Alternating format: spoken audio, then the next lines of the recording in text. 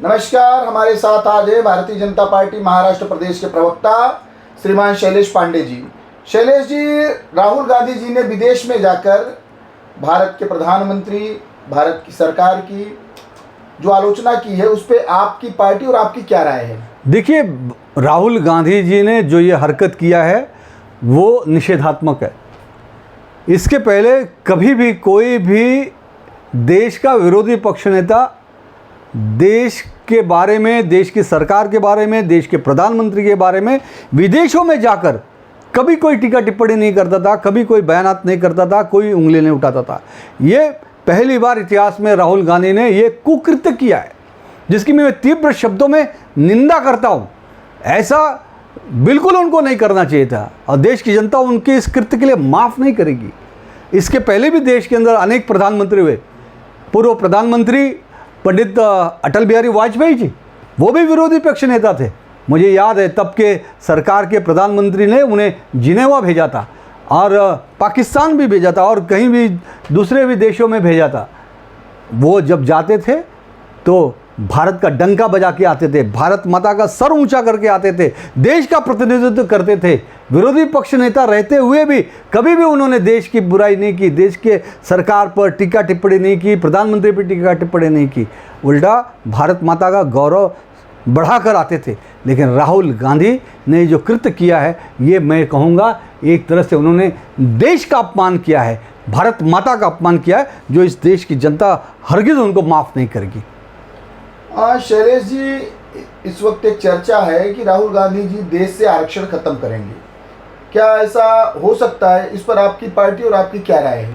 देखिए, अभी हाल ही में जिस प्रकार के बयान राहुल गांधी ने आरक्षण के बारे में कहे कि राहुल गांधी ने जो कहे कि हम आने वाले समय में स्थिति परिस्थिति के हिसाब से हम आरक्षण ख़त्म करेंगे, ये बहुत ही गंभीर विषय है। देश की जनता को इसको समझना पड़ेगा कि जो राहुल गांधी अभी लोकसभा चुनाव के अंदर पूरे देश में वो भाषण देते थे कि भारतीय जनता पार्टी, एनडीए, नरेंद्र मोदी जी आरक्षण ख़त्म कर देंगे, संविधान ख़त्म कर देंगे, देश में इलेक्शन नहीं होने देंगे, ये गुमराह किया, अफवाह फैलाया, झूठ बोला, झूठ बोल बोल कर लोगों को गुमराह करने की कोशिश की।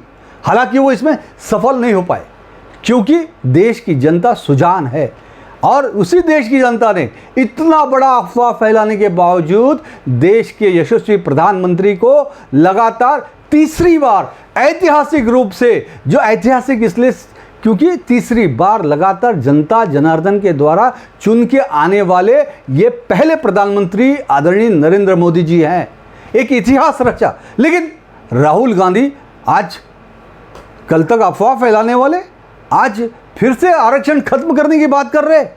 बताइए, ये एससी समाज, एसटी समाज, ओबीसी समाज के ऊपर कितना बड़ा कुठाराघात है, कितना बड़ा ये एक तरह से उनके विरोध की बात इन्होंने किया है, संविधान के विरोध की बात किया है। डॉक्टर बाबा साहब अम्बेडकर के बनाए हुए संविधान को खत्म करने की बात, उनके आरक्षण को खत्म करने की बात, ये एक तरह का संविधान द्रोह है, ये डॉक्टर बाबा साहब अम्बेडकर का अपमान है। इस देश की जनता राहुल गांधी को माफ़ नहीं करेगी। हालांकि अगर इनकी आपको नीतियां को अगर आप देखते हैं तो ये इनकी जो नीतियां रही, पंडित जवाहरलाल नेहरू रहे हो, इंदिरा गांधी जी रही हो, राजीव गांधी जी रहे हो, ये हमेशा से कांग्रेस की ये पॉलिसी रही है कि इनके सारे नेताओं ने आरक्षण के खिलाफ हमेशा बयान किया है, आरक्षण को ख़त्म करने की बात की है। और उसी बात को आज राहुल गांधी एक बार फिर से उस पर ठप्पा लगा दिए, मोहर लगा दिए और आरक्षण खत्म करने की बात कर रहे हैं।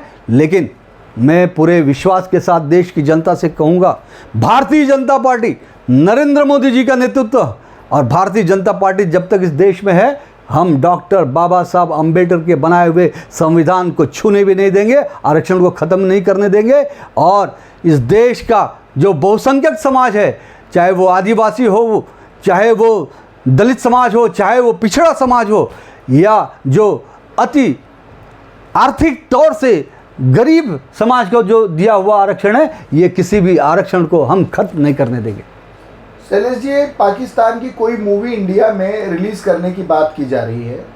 आपके मत से क्या यह ठीक है? जी बिल्कुल नहीं। देखिए, मैंने इसके लिए भी मैंने कई चैनल्स के माध्यम से भी मेरी बातों को रखा है कि इस तरह का किसी भी पाकिस्तानी मूवी का प्रदर्शन हिंदुस्तान में नहीं होना चाहिए, क्योंकि हिंदुस्तान में सतत पाकिस्तान परस्त आतंकवादी गतिविधियां की जा रही हैं।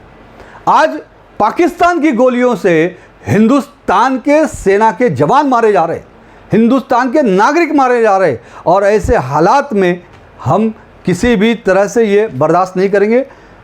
क्योंकि एक तरफ तो हमने जो क्रिकेट के हमारे संबंध थे हिंदुस्तान पाकिस्तान को, हमने क्रिकेट खेलना बंद कर दिया पाकिस्तान को, और हमारा ये सीधा कहना है स्पष्ट तौर से कि पाकिस्तान जब तक हिंदुस्तान के साथ आतंकवादी गतिविधियां बंद नहीं करता है तब तक हम उससे किसी भी प्रकार का संबंध नहीं रखेंगे।